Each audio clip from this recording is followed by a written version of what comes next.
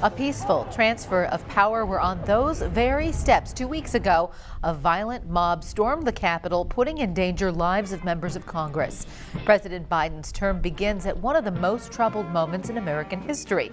A country grappling with COVID-19, a ravaged economy, a racial reckoning, and deep political divisions. Still, a time to celebrate. The pandemic forced a new spin to President Joe Biden's inauguration, one unlike any we have seen before.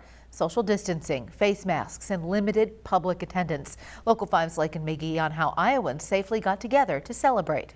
The Iowa Democratic Party hosted the general public. Thank you everyone for joining us today. Made mostly of Democrats. Let's get back to this and let's welcome our new president. Virtually. I will defend the Constitution. How do you feel about having to do it virtually? While it is different, I was hoping I would be in Washington, D.C., but it's the best call for folks to socially distance, to be safe. This inauguration day is different than any other we've ever seen. How are you going to be watching it? At home, happy, but also nervous and sad and mourning the fact that we can't celebrate this in the manner I think a lot of us wish we could. Virtual watch party goers expressed that even though they're behind keyboards, this was a thrilling moment. I'm going to ask you to sing this last verse with me. Not just the people here, but the people at home.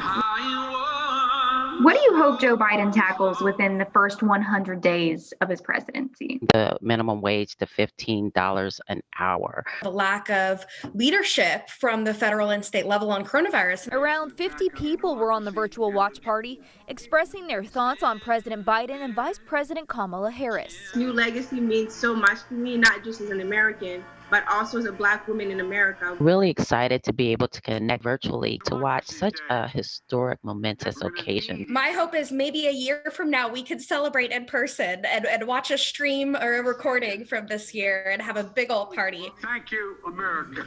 I'm Lake and McGee, Local 5 News. We are Iowa.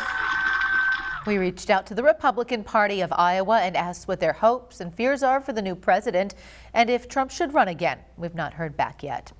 Well, many of you are congratulatory of the incoming administration. Regina commenting on our Facebook post that it's the best day ever. Leween is proud to be an American and filled with hope for the future.